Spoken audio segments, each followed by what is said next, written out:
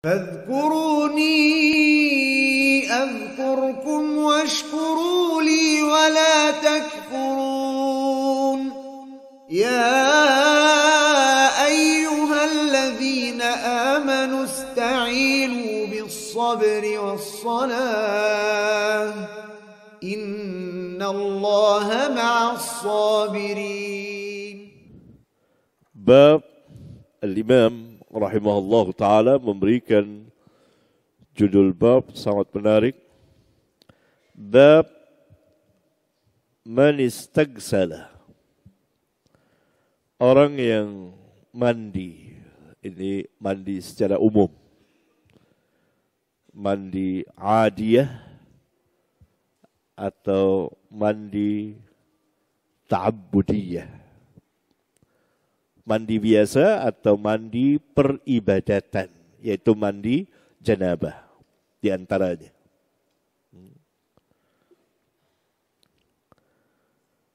Uryanan, dalam keadaan bertelanjang, tanpa memakai kain basahan. Wahdahu, sendirian. Fil khalwati, ini juga maknanya sendirian.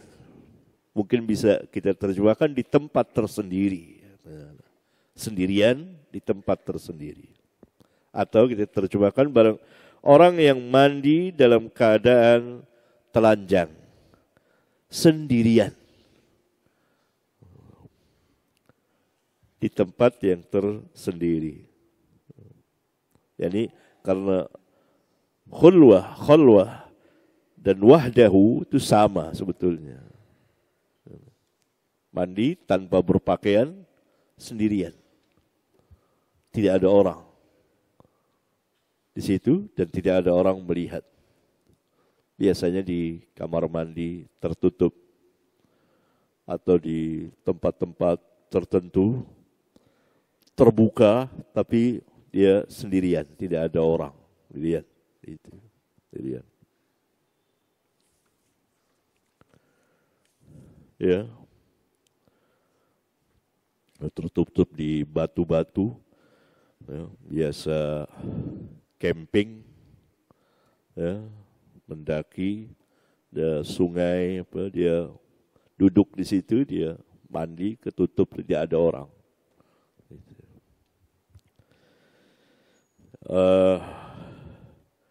Hukumnya gimana? Jawabnya boleh. Jadi dibolehkan mandi dengan bertelanjang, ya, tanpa pakaian, sendirian, tidak di hadapan manusia. Wa man tasattara, akan tetapi barang siapa yang menutup, yakni mandi dengan tertutup, tidak terbuka semua pakaiannya, biasanya dengan kain basahan, fattasatturu afdal, maka yang tertutup itu lebih utama, ada keutamaannya. Berarti Al-Imam memberikan dua macam hukum. Hukum pertama, dibolehkannya mandi dengan bertelanjang tanpa berpakaian, sendirian, tidak dilihat oleh manusia dan tidak di hadapan manusia.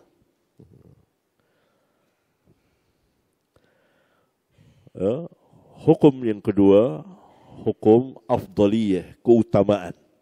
Mandi walaupun sendirian, tertutup dan tidak dilihat atau di hadapan manusia, tetapi memakai kain basahan. Ini afdal, oleh afdal. Jika menyulitkan, maka kita pakai yang pertama. Dalil wa man iktasala uryanan wahdahu fil khalwa adalah dua hadis mausul marfu yang beliau bawakan sesuai dengan persyaratan beliau. Itu hadis 278 dan 279. Sedangkan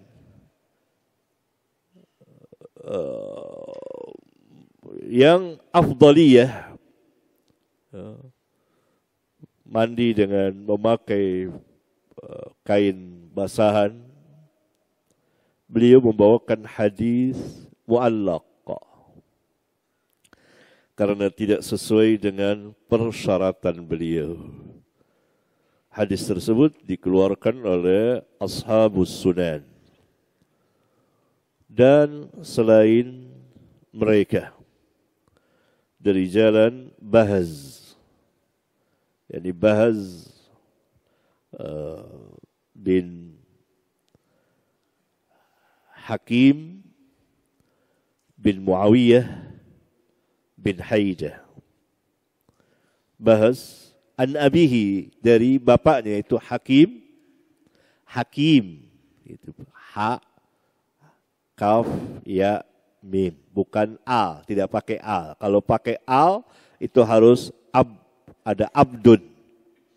Abdun, seperti nama saya Abdul Hakim, karena memakai nama Allah Al-Hakim. Tapi kalau Hakim saja, orang banyak namanya Hakim saja, ha kaf ya mim, itu boleh, tanpa alif lam. Bapaknya Bahas namanya Hakim, an jaddihi, dari kakeknya Bahas yaitu Muawiyah bin Haidah. Berarti Bahas bin Hakim bin Muawiyah bin Haidah. Anin Nabi sallallahu alaihi wasallam, dari Nabi sallallahu alaihi wasallam. Sanad ini isnadnya hasan karena Bahz dan bapaknya itu saduq atau hasan. Dari Nabi sallallahu alaihi wasallam, beliau bersabda, Allahu ahaqqu ayyustahya minhu minan nas. Ini bagian dari kelengkapan hadis. Muawiyah bin Haidah, kakek dari Bahz, pernah bertanya kepada Nabi sallallahu alaihi wasallam, "Ya Nabi Allah, wahai Nabi Allah, auratuna ma na'ti minha wa ma nadhara." Aurat-aurat kami ini di mana kami datangkan darinya dan kami biarkan, yakni mana yang kami jaga, mana yang kami tidak perlu menjaganya. Qala, beliau dari Nabi SAW menjawab, ihfaz aurataka. Jaga, pelihara auratmu, jangan sampai tampak di hadapan manusia. Illa, kecuali min zaujatika, kecuali terhadap dari istrimu, jangan dijaga. Dari sini keluar bahwa istri boleh melihat aurat suami secara utuh. Au ma malakat yaminuk, atau hamba sahayamu. Sekarang tidak ada hamba sahaya, ada di sebagian negeri saja, bagian negeri. Qultu, lalu aku bertanya, ya Rasulullah, ahaduna idza kana khalian. Bagaimana kalau salah seorang dari kami sendirian? Sendirian. Ya. Qala Allahu ahaqqu ayyustahya minhu minan nas. Allah lebih berhak engkau malu kepadanya daripada manusia. Dari sini keluarlah hukum afdaliyah, yakni keutamaan menutup ketika mandi. Ini hadis mu'allaq. Nah, sekarang kita lihat kebolehan secara mutlak mandi dalam keadaan tanpa berpakaian. Silakan Suhail baca.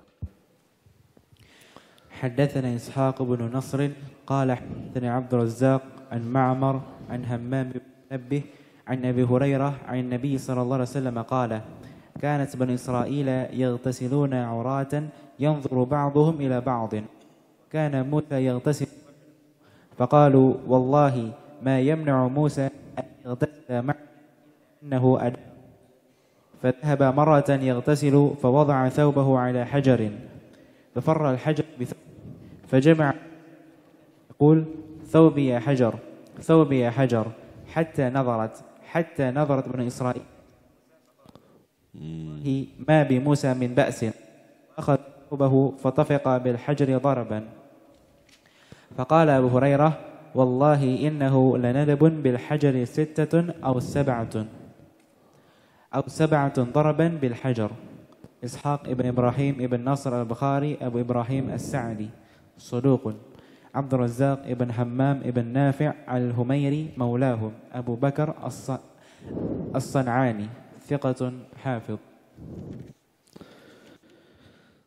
Al-Imam rahimahullah ta'ala meriwayatkan bisanadihi dengan sanadnya sampai kepada Hammam bin Munabbih an Abi Hurairah dari Abu Hurairah an Nabi sallallahu alaihi wasallam dari Nabi sallallahu alaihi wasallam qala beliau bersabda Kanat Banu Israel adalah Bani Israel biasa, yani menjadi kebiasaan mereka yaktasiluna uratan.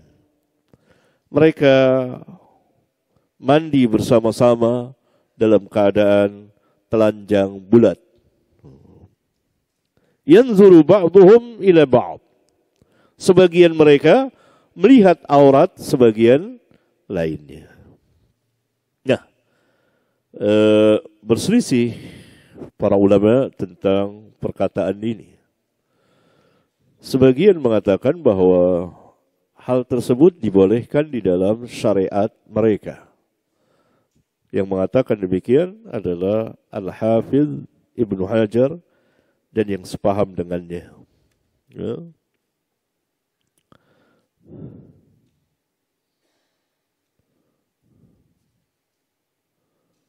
Yani yang demikian anna dzalika kana jaizan fi syara'ihim wa illa lima aqarrahum Musa ala dzalik wa kana huwa alaihi salam yaqtasilu wahdahu akhdhan bil afdal.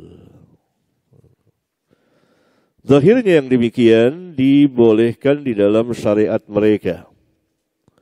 Kalau tidak dibolehkan, tentu Musa tidak akan membiarkan mereka mandi telanjang bersama-sama.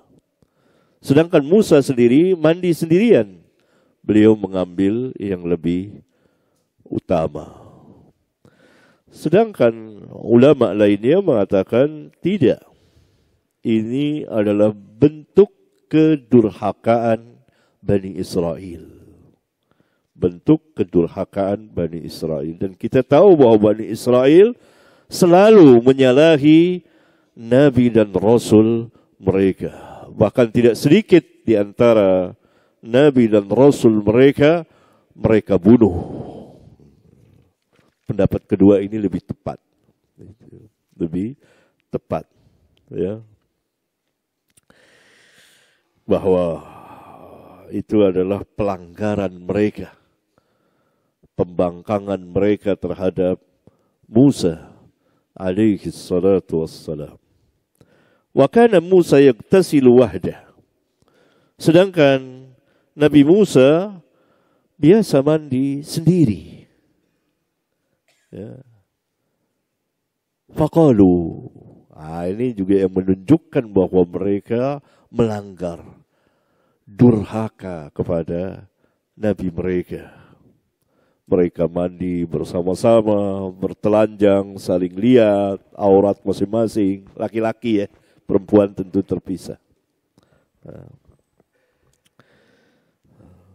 Dan mereka mengganggu, tidak cukup sampai di situ. Kemudian mereka mengganggu Nabi mereka, menuduh. Faqalu, mereka berkata, wallahi ma yamna'u Musa yaktasila ma'ana illa annahu adar. Demi Allah, Tidak ada yang menghalangi Musa untuk mandi bersama kita, bertelanjang bersama-sama. Kecuali bahwa ia di sekitar kemaluan itu berpenyakit. Waduh, ini kurang ajar sekali ya. Subhanallah. Gangguan yang besar sekali. Dituduh ada penyakit di biji zakarnya itu. Allahu Akbar. Luar biasa Bani Israel. Karena itu Musa tidak mau mandi bersama kita. Dia ada penyakit itu, sakit itu. Nah, kalau terhadap manusia biasa kita katakan seperti itu kan keji sekali tuduhannya. Bagaimana dengan seorang Nabi dan Rasul? Kalimullah, orang yang Allah ajak berbicara. Dan salah seorang dari ulul azmi. Nah, inilah, lihat saja Bani Israel ini. Yang sebagiannya adalah Yahudi. Fadhahaba marratan yaktasilu. Sekali waktu Musa pergi, yakni tidak bersama mereka, menyingkir, mandi. Fawadha'a thawbahu, beliau membuka pakaiannya ala hajarin. Beliau letakkan di atas batu. Berarti beliau mandi di tempat terbuka dan tertutup oleh batu dan tidak tampak batu besar. Allah Subhanahu wa taala ingin menunjukkan kebesaran nabinya dengan memperlihatkan mukjizatnya dan membebaskan beliau dari tuduhan Bani Israel, kaumnya sendiri. Sedang mandi, fafarral hajaru bisawbihi. Lalu batu itu lari membawa pakaiannya, jalan batu itu. Fakharaja Musa fi isrihi yaqul. Lalu Musa mengejar di belakangnya sambil mengatakan, "Thawbi ya hajar, thawbi ya hajar." Pakaianku hai batu, pakaianku hai batu. Musa berbicara kepada batu karena batu itu sudah berjalan, yang menunjukkan batu itu mendengar dan paham. Hatta nazarat Banu Israel ila Musa, sehingga Bani Israel melihat Musa berjalan tanpa berpakaian, kelihatan. Dari sini keluar hukum bahwa aurat boleh tampak dalam keadaan darurat. Misalnya operasi, pengobatan, dan lain sebagainya. Allah tampakkan ini agar Bani Israel melihat, menyaksikan. Gak ada penyakit bagi Musa, dari Musa. Gak ada penyakit pada diri Nabi yang mulia ini, alaihi salatu wassalam. Faqalu wallahi ma bi Musa min ba'sin. Mereka mengatakan, wallahi demi Allah, tidak ada penyakit pada diri Musa. Kalau begitu Musa tidak berpenyakit. Wa akhadha thawbahu, dan Musa mengambil pakaiannya dari atas batu itu. Fatafiqa bil hajari darban. Lalu Musa memukul batu itu, dan bercap batu itu. Faqala Abu Hurairah, berkata Abu Hurairah, rawi hadis, wallahi innahu lanadabun bil hajari sittatun aw sab'atun darban bil hajar. Demi Allah, sungguh batu itu bercap 6 atau 7 bekas pukulan, ya, bekas pukulan terhadap batu itu. Itu mukjizatnya Musa. Orang akan mengatakan ini kan syariat yang sebelum kita. Bagaimana dengan syariat kita? Ada di pembicaraan dalam ilmu usul. Apakah syariat yang sebelum kita menjadi syariat kita? Jawabnya yang benar, syariat yang sebelum kita tidak menjadi syariat kita, syariat Nabi Muhammad SAW. Kecuali kalau ditakrir, disetujui oleh Nabi kita, Nabi Muhammad SAW. Di sini disetujui tidak? Disetujui. Nabi SAW tidak memberikan komentar, yakni Musa mandi dengan bertelanjang tanpa berpakaian telanjang. Nah, ini jadi dalil.